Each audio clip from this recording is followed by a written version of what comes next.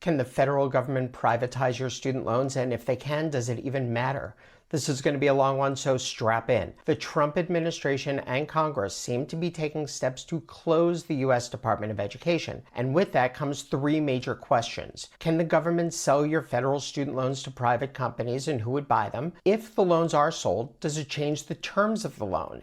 And if the Department of Education is closed, do the loans just go away anyway? I'm a student loan lawyer. I've been representing people with debt problems for 29 years, and let's do one question at a time. First, can the government sell your federal student loans to private companies? My mutual at The College Investor did a video saying that it's extremely unlikely. I don't see it the same way. The argument is that the federal government holds over $1.4 trillion in student loans, and there isn't a single bank or even a group of banks that's big enough to buy them. And even if they could, student loans just aren't that profitable. And in fact, the government actually loses money on most federal student loan programs except for Parent Plus loans. So the argument is that selling off these loans isn't going to do anything to help the budget. In reality, that's exactly why selling the loans would help the budget. First, the federal government can sell any non-tax debt that's more than 90 days past due. There's actually $1.7 trillion in outstanding federal student loan debt. About 1% is historically 90 days past due,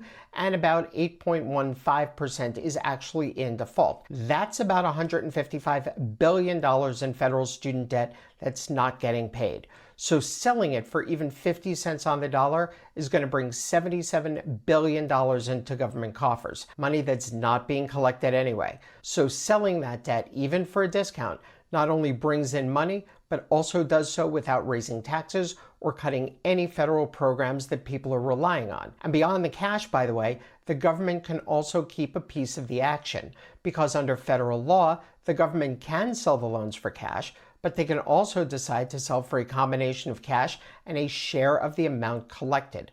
So not only can the government make money on the front end, but there's also some money on the back end as well. Which leads us to the question of why would anyone buy that debt if it's not being paid? A few reasons. First of all, federal student loans aren't automatically discharged in bankruptcy, so it's likely that a debt buyer will be able to collect something. Second, debt buyers can file lawsuits for unpaid debts. The federal government can do it too, but suing for student loans is usually their last choice because in order to do that, they've got to use the U.S. Attorney's Office, and the U.S. Attorney's Office is notoriously short-staffed and they've got other priorities. Not so for private debt buyers, because suing is what they do and it's what they do best. And 95% of people who get sued do nothing when they're sued for that past due debt, which gives the collector the ability to get a default judgment. They then take that judgment to start a wage garnishment, take money out of your bank account, put a lien on your property. Remember, the Department of Education is a federal agency. They administer laws and programs.